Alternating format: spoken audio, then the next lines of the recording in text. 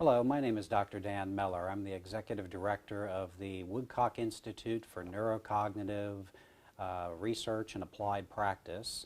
And I'm delighted to be sitting next to Dr. Richard Woodcock. Today is December 3rd, 2015, and I'm pleased to take some time to do an oral history with Dr. Richard Woodcock. So before we do that, what I'd like to do is kind of introduce you to Dr. Woodcock, all of his accomplishments, and then we'll do the interview. Dr. Woodcock is one of the world's foremost educational test developers, with his most widely used and recognized Woodcock-Johnson test.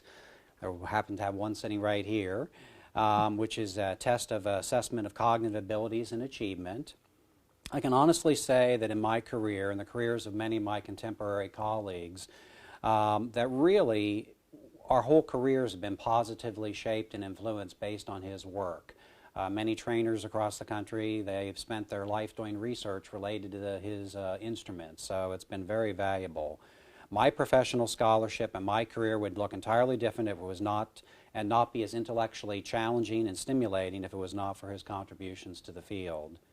The WJ tests reflect the knowledge, skill, and ingenuity of the senior author, Dr. Richard Woodcock. The WJ batteries have a distinguished history, with the first edition being published all the way back in 1977. The scientific empirical test development principles modeled by Dr. Woodcock are really now the standard in test development. Widely known for innovation and technical excellence, Dr. Woodcock's work includes features such as having co-norm batteries, theory-based test construction, expansive coverage of content across wide age ranges, application of a test across the lifespan, age and grade norms are integrated into his work, parallel forms in languages other than English, and cross-language equating. Dr. Woodcock has a bachelor's degree in psychology from the University of Oregon in 1949. He has a master's in education and special education from 1953 and an EDD with a double major in psychoeducation and statistics in 1956, my date of birth, which is interesting, from the University of Oregon. He did work as an assistant professor of psychology from 1957 to 1961 at Western Oregon University. The new education center is actually under construction right now, and it's named after Dr. Woodcock. He worked as an associate professor in special education from 1961 to 1963 at the University of Northern Colorado, and developed the Colorado Braille Battery, which was done through a grant from the U.S. Department of Education. We'll talk about that in a bit. He was also an associate professor and then a research professor of special education at George Peabody College for Teachers from 1963 to 1968. And it was during that time that he was a senior scientist in the Institute of Mental Retardation and Intellectual Development, which was really an influential research institute that became part of the John F. Kennedy Center for Research on Education and Human Development when it was founded in 1965. From 1965 to 1968, he directed the center's research group on sensory motor disorders and adaptive behavior, and then he worked for several years as a Kennedy Center visiting scholar. Dr. Woodcock left Peabody College in 1968 to become the editor and director of research for the American Guidance Service, Incorporated, from 1968 to 1972. And from 1970 to 1974, he was an adjunct professor of special education at the University of Minnesota, a vice chair, a board of governors, of the National Forum Foundation for American Education from 1971 to 1973, and since 1972 to the present has been the director of Measurement Learning Consultants, which he created. And in 1974 to 75, he actually kind of went back to school and completed a postdoctoral fellowship in neuropsychology at Tufts University in Boston. Dr. Woodcock has been a visiting scholar, professor in special education and rehabilitation at the University of Arizona and in psychology at the University of Southern California. He's been a research professor of psychology at the University of Virginia. And most recently, he was appointed as a visiting senior researcher in the Psychology and Philosophy Department at Texas Woman's University. Dr. Woodcock did receive in 1993 the Senior Scientist award of the American Psychological Association, Division 16, in recognition of his lifetime achievement. And in 2013, the Texas Statewide Evaluation Project Conference honored Dr. Woodcock with its first Lifetime Achievement Award. He has published more than 135 professional books and articles, been very prolific in terms of his career. He is renowned for setting the standard for cognitive and achievement assessments worldwide as the author of such tests as the Golden-Frisco-Woodcock Test of Auditory Discrimination, the Woodcock Reading Mastery Test, the Woodcock Language Proficiency Battery, both English and Spanish forms, the Woodcock Scales of Independent Behavior, there seems to be a theme here, the Woodcock-Johnson 3 Test of Achievement, the WJ3 Test of Cognitive Abilities, the Batteria, the Dean Woodcock Neuropsychological Battery, and the Woodcock-Munoz Language Survey Revised. I could go on and on about Dr. Woodcock's many accomplishments, but I'd like to get started with our interview. So thank you for agreeing to do this, Dr. Woodcock.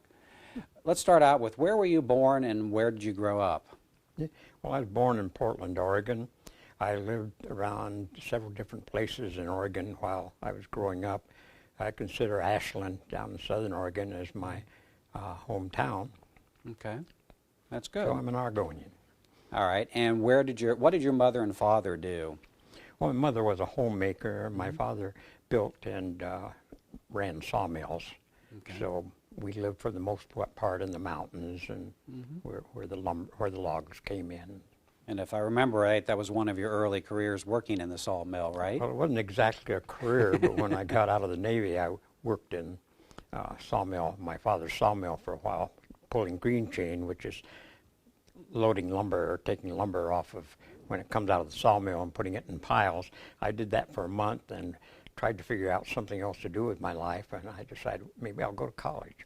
Okay, very good. Well, tell me about your family. Do you have any children and grandchildren?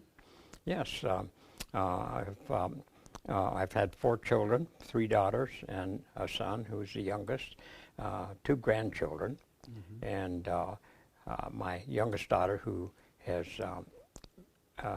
married a gentleman who has children and grandchildren, so I guess that makes my wife and I great-grandparents, doesn't it? Yes, very good. And I know this is kind of a funny question, but how have your children reacted to having a famous father and grandfather over the years? Well, they get along with it just fine, I guess. Yeah. But they are proud to be associated with the name. Absolutely, and rightfully so. Can I assume that all your children, the neighborhood children growing up, have been well tested over the years? Yes, that would be correct. In fact, there's a picture in the other room on the wall that shows me handing some test material to one of my kids across the dining table. I've got a little something for you to do. I have a copy of that hanging in my office. Oh, is that right? Yeah, your daughter gave me a copy of that, so it's a very nice picture. Okay, yeah. That was taken probably in the 60s while I was at Peabody. A younger version of you. That's definitely true. Dr. Woodcock, I assume your first job was not a test developer. We kind of alluded to that already. What was one or two of your first jobs, and how did they ultimately lead to your career in educational psychology? Well, there were several different part-time jobs I had growing up, like butchering in a butcher shop, and but maybe the two that had the most to do with what I did later in life was, I've mentioned one already, working in the sawmill, right, which made me think about doing something else. What did you get paid for that job? Do you remember? Well, $1.05 an hour, which was very good. Yeah, yeah. Yeah, and I left there, went to work, when I started to college in Ashland, Oregon, I took a butchering job part-time, and that was 95 cents an hour. Right. And let's see, the next most important job probably was when my psychology professor talked me into going to work for him in the Veterans Testing Bureau, and I took a pay drop from 95 cents an hour to 50 cents an hour to do that, and that convinced me that psychology must be a pretty powerful thing because he got me to do that. That's good. All right. And that's really kind of leads to the next question, which I think is, that's when you kind of first learned about psychological testing, wasn't it? Yes, it was. Yeah. As he designed his course in beginning psychology, general psychology, so there was a unit on measurement early in the first quarter, and he always assigned us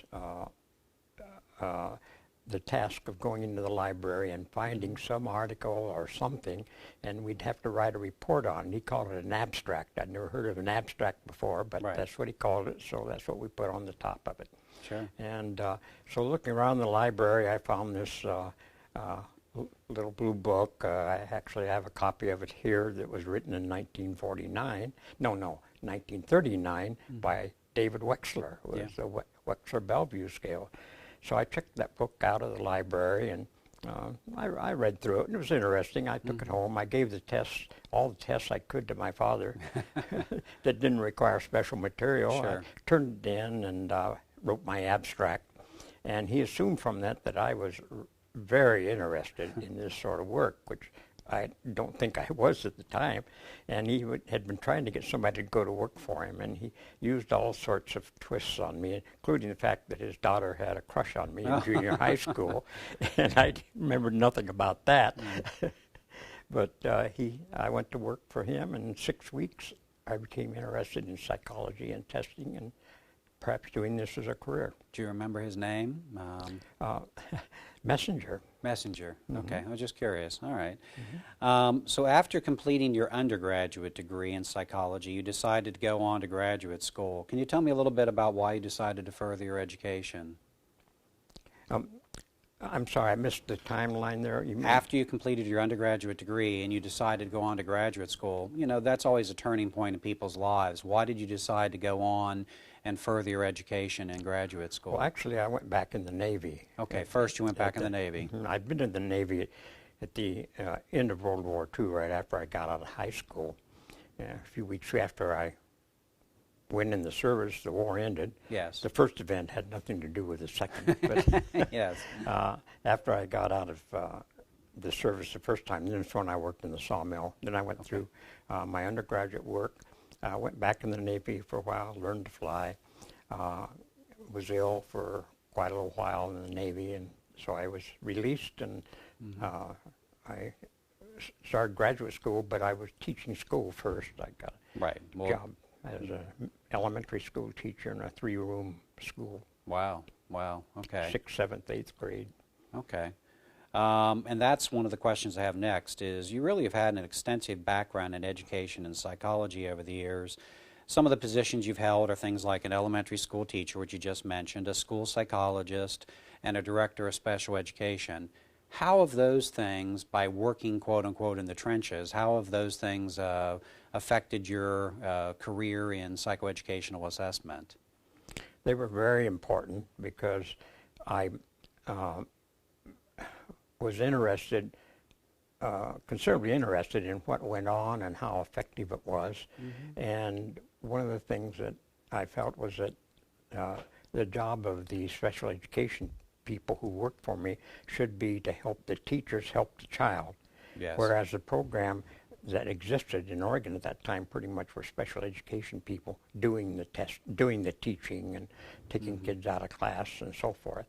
And so that had an influence in that when I developed tests, the goal of these tests have always been to help people decide what to do with somebody, not to rate them.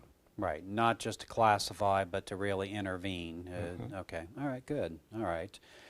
You completed your doctoral degree from the University of Oregon with a dual major in statistics and psychoeducation. Can you tell me a little bit about your doctoral dissertation? I have down here, I looked it up, is that your dissertation title was The Construction and Evaluation of a Test for Predicting Success in Remedial Reading.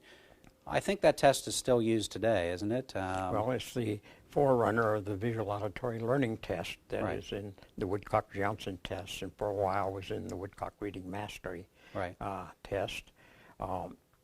It developed because when I was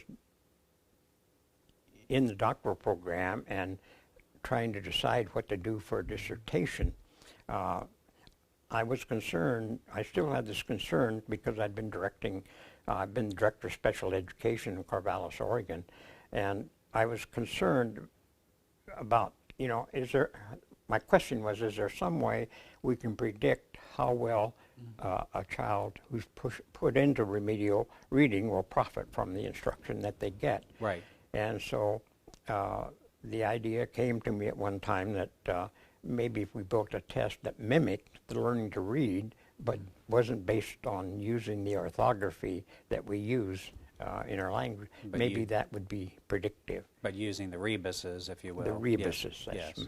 Very good, very good. All right, then from 1963 to 1968, you were an associate professor of special education at Peabody at Vanderbilt.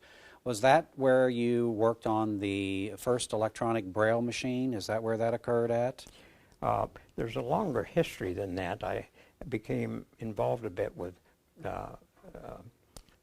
children with visual problems while I was still back in Oregon at Western Oregon University, and became quite interested in Braille. When I went to Colorado, I applied for a grant from the U.S. Office of Education to develop a battery of Braille skills tests, because there was no such measure available in the field. And in the process of doing that, tested a third of the Braille readers in the United States, in schools for the blind, as they were called then.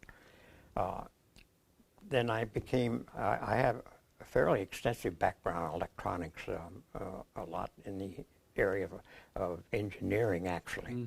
And so I started thinking about designing a Brailling system. Everything was manual, and you had to know the Braille code. And it first started with, back when I was in Oregon, and I built a very crude machine that's up there. That is the first electric brailer that was ever built. And out of that, that was the beginning of a grant that I got from the National Institutes of Health to build an electronic Brailling system. And when it was finished, it consisted of a teletype that had been modified so that if you typed on it, it would in English, it would automatically convert what you had typed into Braille and drive an electric brailer.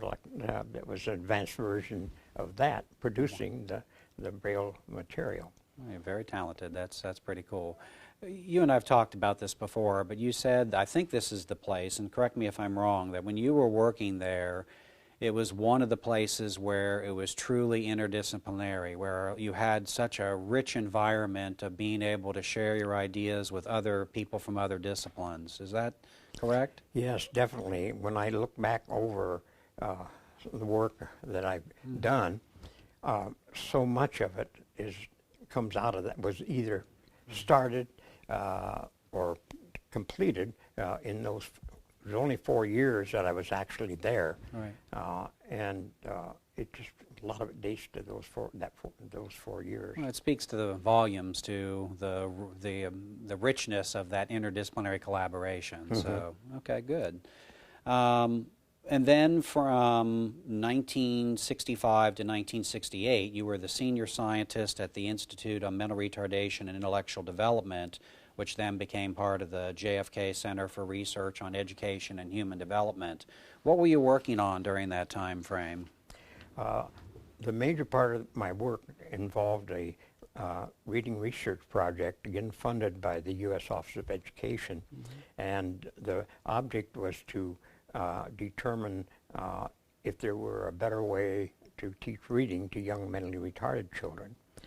This project lasted for 3 years. It involved 120 classrooms of mentally retarded children in Chicago and Detroit. And out of each of those classrooms, we took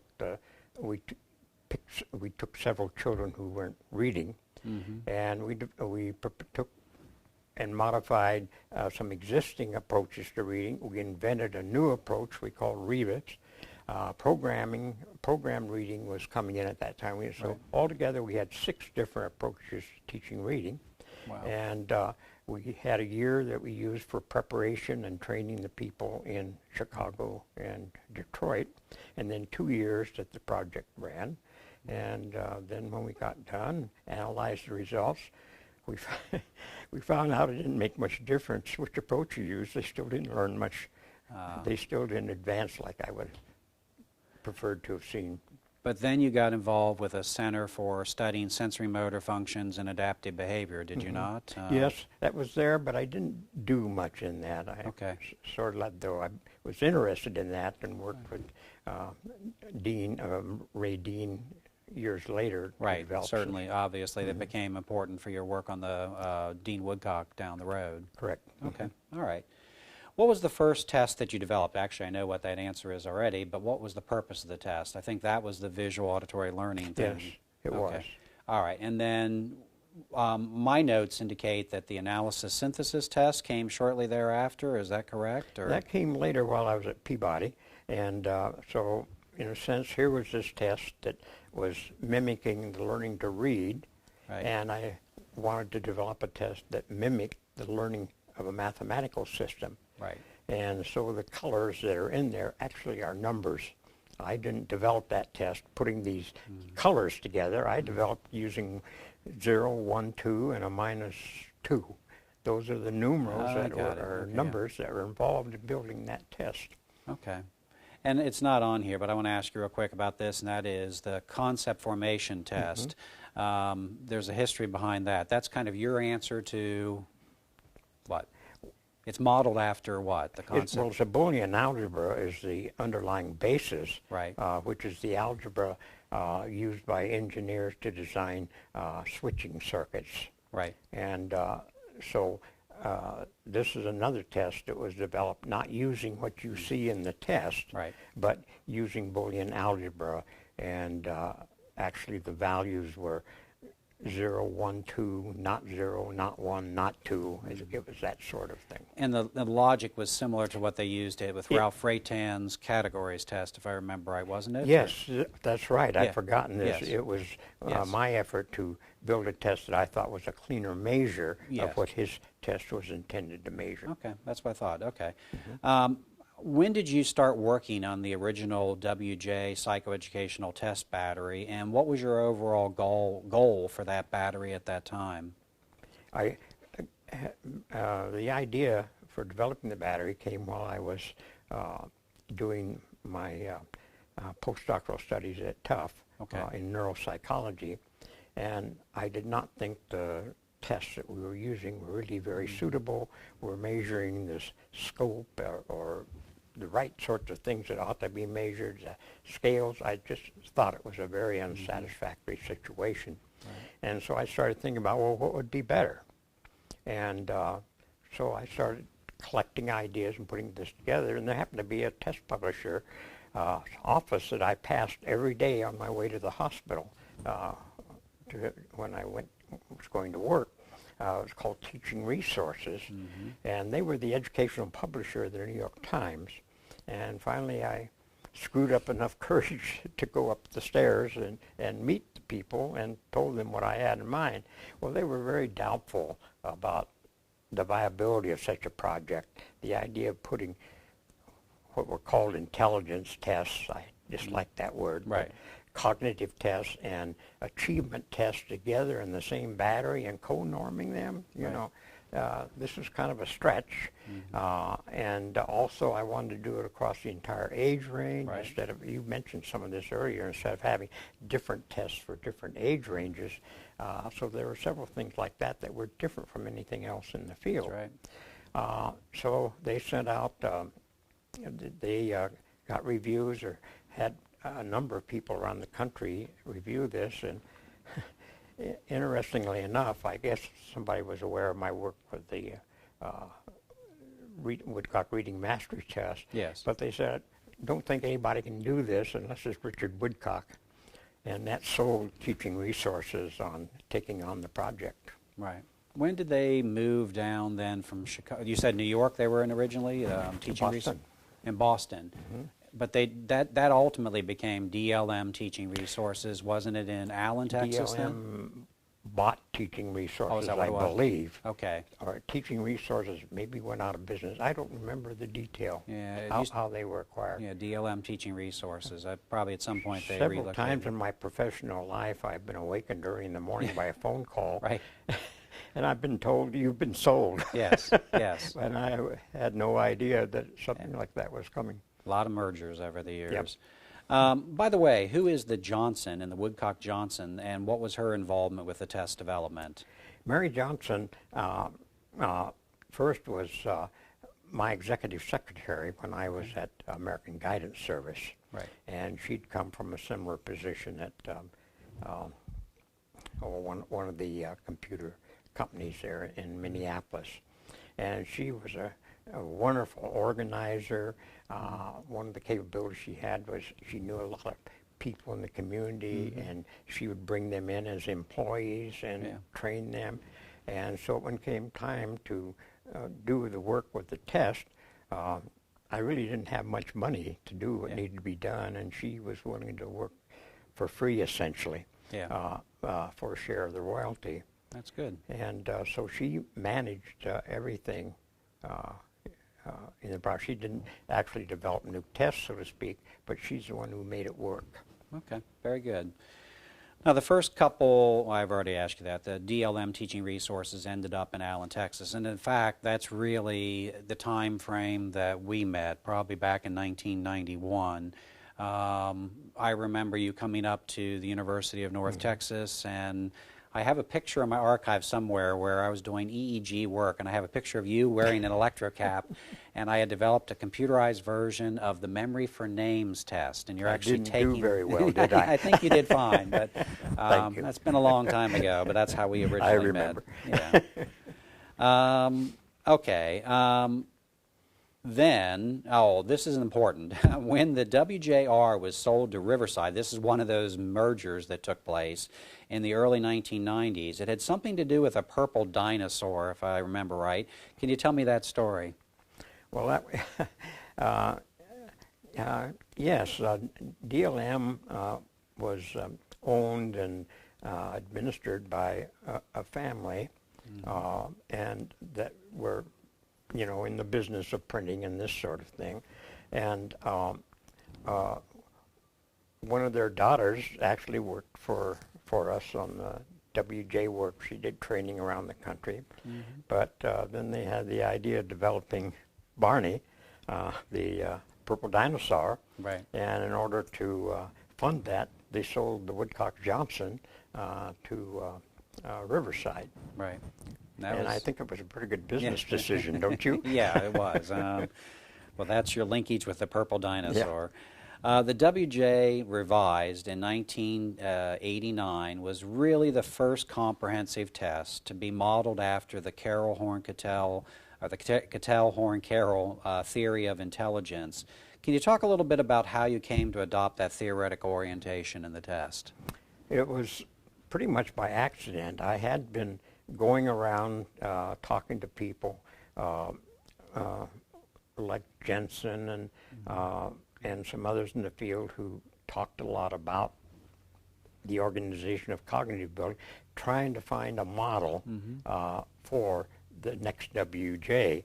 And as it turned out, actually what we had in the first WJ were 5 CHC abilities, essentially, in the cognitive. Anyway, I went to a meeting at Urbana, and John Horn was a speaker there. I'd never heard of him, but he talked about what later has become CHC theory. Right. And I think at that time he was thinking along 5 or 6 different things. But I was so impressed with it that I screwed up the courage to talk to him afterwards. And he was very helpful. And then he sent me a manuscript, or a copy of a manuscript for a chapter that he was doing.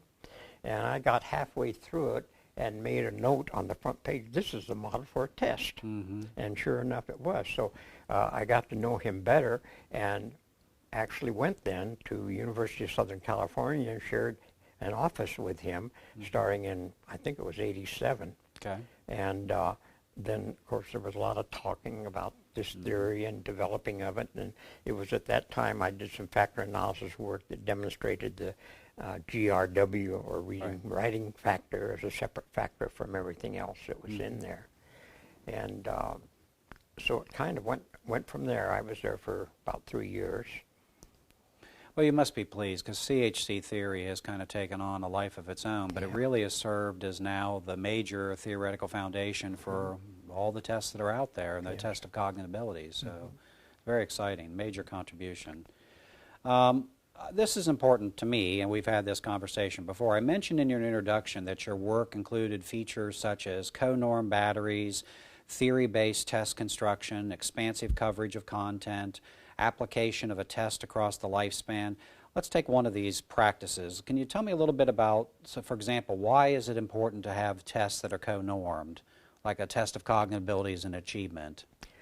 Because people are comparing, were comparing at that time tests that were measuring different cognitive abilities or intelligence or measuring IQ, whatever they wanted to call it, with achievement tests that have been normed at different times on different people. Right. And in order to have good measurement, you really needed to have norms gathered on the same people on all of the tests at the same time. And so that was what was behind that.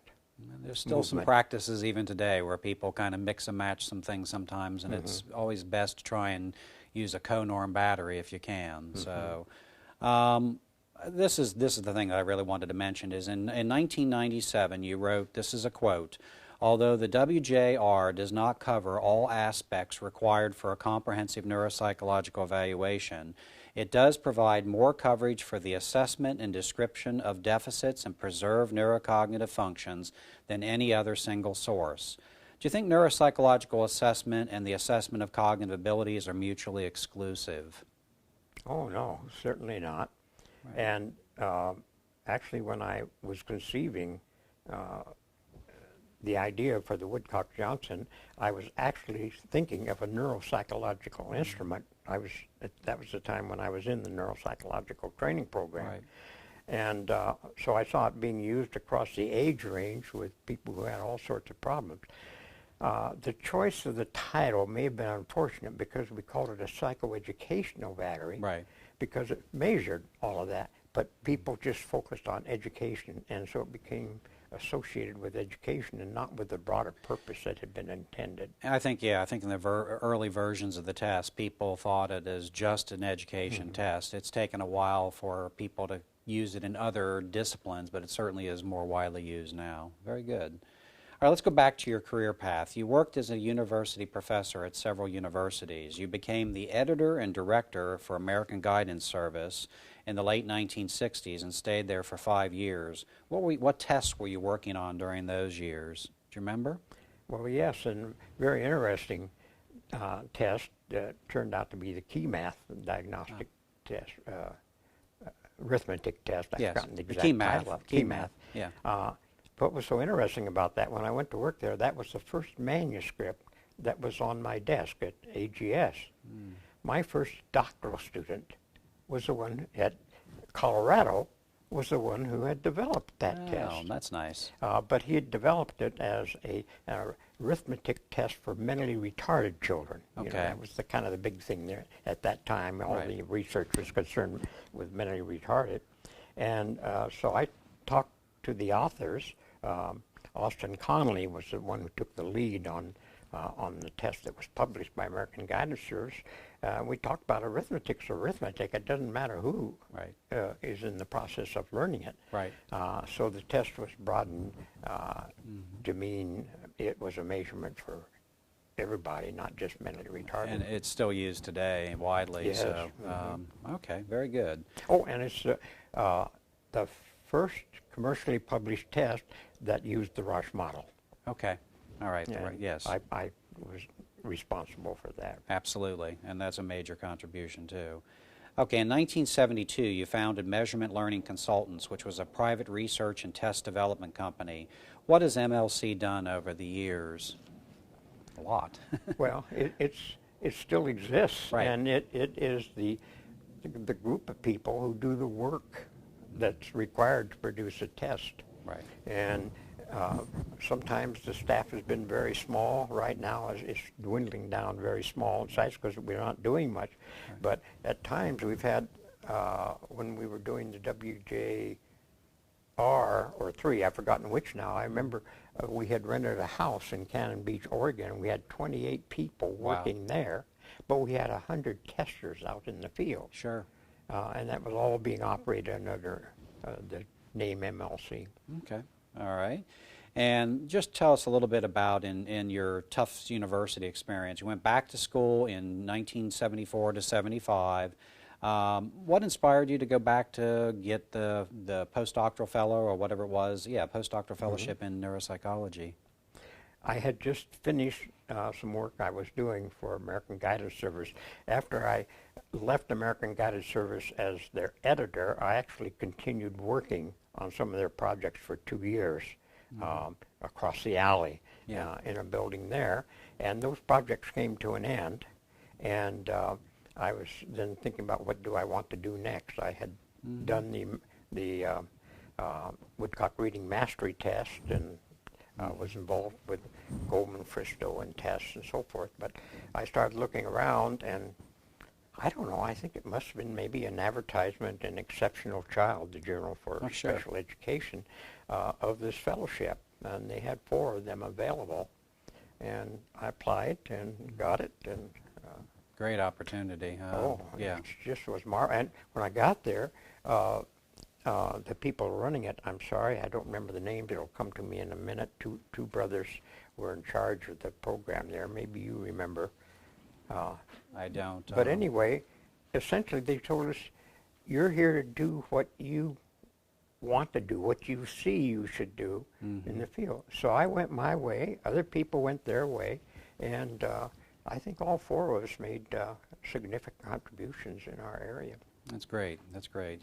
Well, you've had the opportunity as your career has progressed to work with some really well-known people over the years. I mean, I think of Ray Dean, I think of Kevin McGrew, I think of a lot of people that have really, you've been very fortunate to have a lot of wonderful colleagues to work with, which is nice.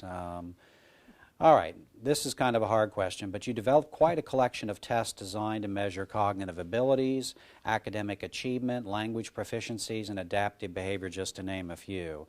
Do you have some favorite subtests that really stand out for you, and why? Things that you really like the novelty of them or the creative aspect of them? I guess maybe I'd go back to the concept formation test that we talked about a few moments ago, because it was an opportunity to combine something I knew from an entirely different field, electronic engineering, and bring it into test development. Right. People don't even realize what's under the hood there, you know, that has that aspect to it. Okay, very good. When you created the original version of the WJ, did you in your wildest dreams anticipate the number of revisions and the fact that millions of children and adults have been assessed using those instruments? I guess I didn't even much think about it. I was concerned with what was happening from day to day. Right. And it was a while even before publishers started pushing for a revision, for what was the first revision. But quite a change from building up the courage to walk into the place in New York compared to where you're at today in terms of the contribution. It's absolutely amazing. Yeah. So. Well, one thing that surprised me was that up until then, tests were not revised for 15, 20, 30 years. Right, like the Wechsler scales. And this was like 10 years later, the Right. publisher was saying this should be revised. Right. And now that's the standard, is like every about 10 decade. years if you can do it. You can't quite do it. Now, because of cost factors and things, it's a challenge. But okay, and speaking of which, you've seen a lot of changes in the test development and publishing companies over the past 50 years. What changes do you anticipate in the field of psychoeducational assessment over the next few decades? Well, I think the major one is will be taking advantage of the computer. Yeah. Not only for helping scoring and analyze the test data, but for actually administering tests. Right. And we've talked about this, not only a static type of administration, but like a smart, yeah, exactly, is the word I was thinking of, yes. Okay, good. You've been very generous in giving back to the profession. It started out through the Woodcock Munoz Foundation in the past, and now through the Richard W. Woodcock Endowment Fund and the Woodcock Institute at Texas Woman's University. First of all, obviously, TW and I are very delighted to be recipients of your generosity and the stewards of your legacy. Do you have a vision of what you would like to see the Woodcock Institute accomplish over the next decade or so? No, it's something I look forward, though, to discussing with you and the other people there. I'm well aware that TWU has people that have a lot of great ideas, and I think we get our heads together, there's going to be some good ideas come out of that. We're already working out some, aren't we? I agree. I agree. How do you see your own legacy in terms of the value of your life's work? It's a hard question to ask, I know, but I don't know. I've never really given that any thought. well, do you think It's about been the fun. well, and that's very important that you're fun in what you do. But do you appreciate the impact that you've had on children's lives as a result of your instruments and decisions related to their education? And I mean, you really have impacted millions of people, which is pretty amazing. Maybe not as much as you might think I would. I am more interested in the material itself and the ideas that are behind it and what might happen next. Right. Particularly with computerized testing. And you're still working and you're still coming up with new ideas, which I really appreciate. Is there anything else you'd like to add to our discussion about your life's work? I think you pretty well covered my life's work. Well, I really want to take the moment to thank you for the opportunity to do this. This has been great to learn about your career and your contributions to the field. So thank you very much. Okay. Well, thank you for the opportunities you've given me, too, at TWU. You're welcome. Thank you.